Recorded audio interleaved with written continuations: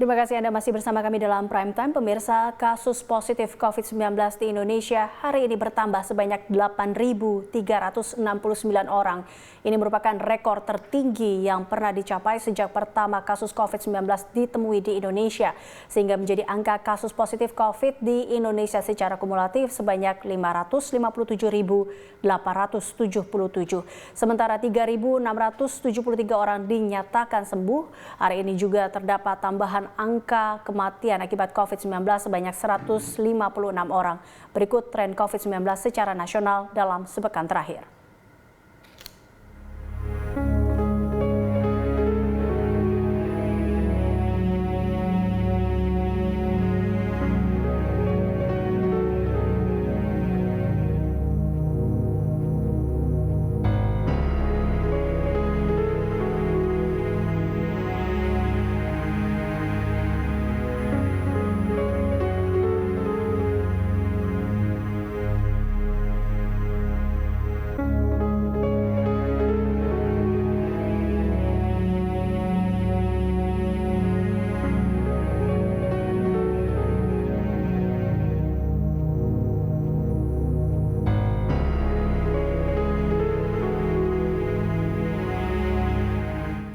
Sementara itu, angka kasus COVID DKI Jakarta hari ini bertambah sebanyak 1.153 orang. Pasien COVID yang sembuh di DKI Jakarta hari ini bertambah 1.973 orang. Sedangkan angka kematian akibat COVID-19 di DKI hari ini bertambah sebanyak 26 orang. Berikut tren COVID-19 di DKI Jakarta dalam sepekan.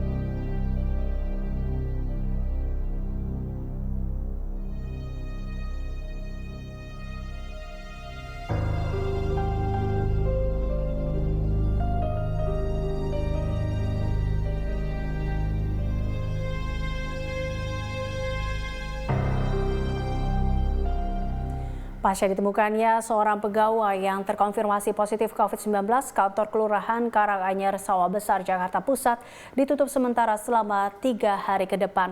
Seluruh pelayanan masyarakat terpaksa dialihkan melalui sistem online maupun Dropbox. Kantor Kelurahan Karanganyar Sawah Besar, Jakarta Pusat, Kamis pagi tampak sepi dari biasanya. Kondisi ini terjadi lantaran pihak kelurahan menutup sementara kantor Kelurahan Karanganyar pasca ditemukannya seorang pegawai PJLP Dukcapil yang terkonfirmasi positif COVID-19. Penutupan selama 3 hari ke depan dilakukan guna sterilisasi kantor kelurahan dari potensi penyebaran COVID-19.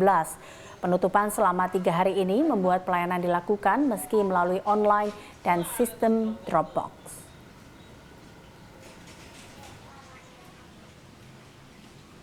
Untuk sementara ini pelayanan di kantor Kelurahan Karanganyar kita tutup sementara karena salah satu PJLP Dukcapil kemarin terpapar COVID-19. Dan yang bersangkutan sudah diisolasi di Wisma Atlet, makanya terhitung mulai hari ini seluruh pelayanan di Kelurahan Karanganyar itu ditutup, tetapi bisa melalui online. Taman Pemakaman Umum Pondok Rangon, Jakarta Timur dinyatakan penuh bagi jenazah muslim sejak 8 November lalu. TPU khusus jenazah COVID-19 itu kini hanya melayani makam tumpang jenazah. Pihak TPU Pondok Rangon menjelaskan di pihak Dinas Pertamanan dan Pemakaman DKI Jakarta tidak lagi merujuk jenazah muslim ke TPU tersebut kecuali dengan pelayanan pemakaman tumpang. Berikut laporan rekan Renat Christian dan juru kamera Berki Marindo dan David Sibarani.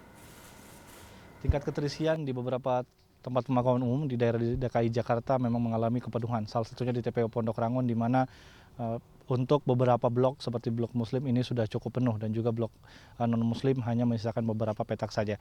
Dan untuk mengantisipasi hal tersebut, pihak suku dinas pertamanan mengatakan dapat melakukan cara tumpang makam, yaitu di mana untuk satu lubang kubur ataupun liang lahat ini dapat ditampung untuk beberapa jenazah.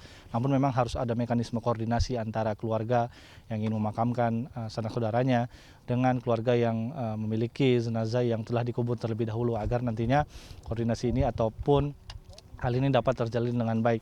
Selain di TPU Pondok Rangon, memang sudah ada beberapa TPU yang ditunjuk, salah satunya TPU Tegal Alur.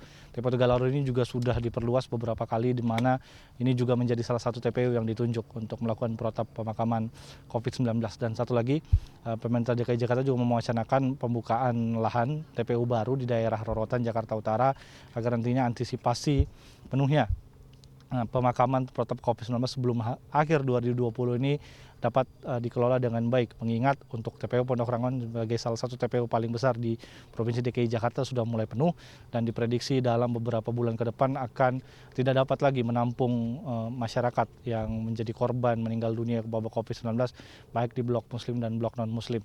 Untuk itu antisipasi memang menjadi salah satu cara ataupun pembukaan lahan baru menjadi satu cara yang dapat ditempuh oleh pemerintah Provinsi DKI Jakarta agar tingkat kepenuhan dan juga masyarakat tetap dapat dimakamkan dengan baik di tempat-tempat pemakaman yang ditunjuk dan pemerintah.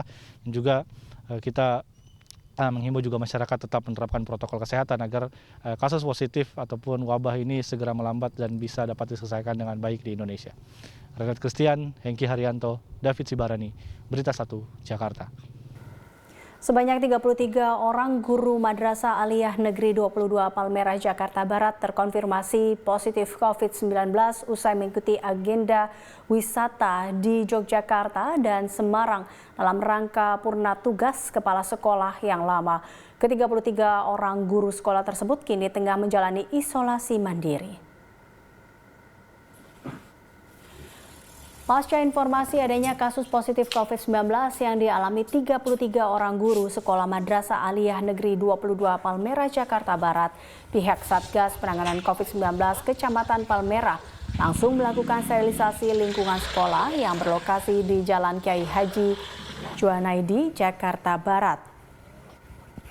Temuan adanya klaster sosial positif COVID-19 ini diketahui dari hasil swab test terhadap 43 orang guru yang mengikuti perjalanan wisata ke Yogyakarta dan Semarang dalam rangka purna tugas kepala sekolah yang lama akhir November kemarin.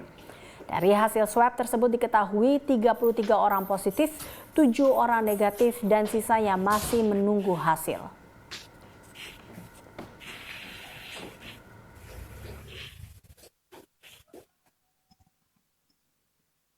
Pemerintah pusat hingga daerah terus berupaya menekan laju angka penularan COVID-19 di kota Ternate, Provinsi Maluku Utara. Sejumlah sekolah secara ketat menerapkan protokol pencegahan COVID-19 dengan menerapkan 3M.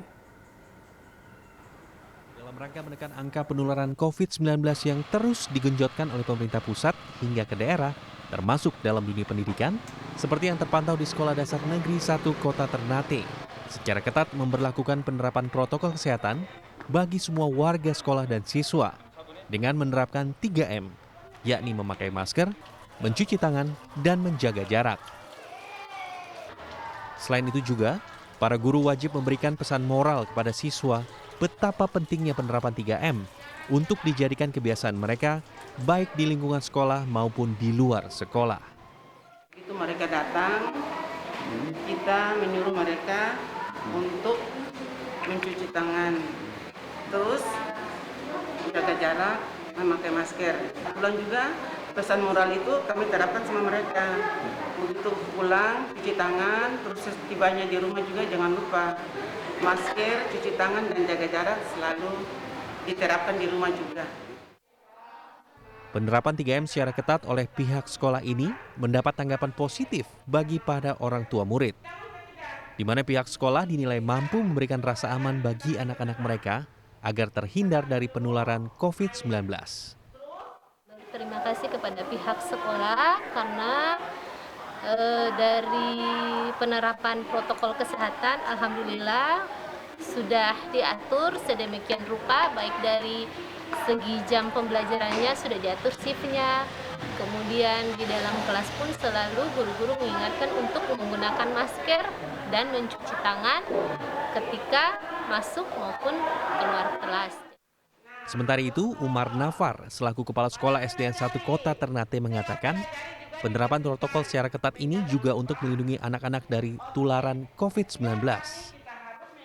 Protokol kesehatan ini untuk siswa dari negeri 1 itu kami tetap ikut perkembangan. Artinya kalau apa yang diterapkan di sekolah itu sesuai dengan anjuran atau protokol kesehatan. Jadi setiap siswa yang datang di sekolah tetap menggunakan protokol kesehatan. Walaupun mereka datang dari turun dari jalan masuk ke pintu pun tetap menggunakan protokol kesehatan. Kami tetap mengontrol.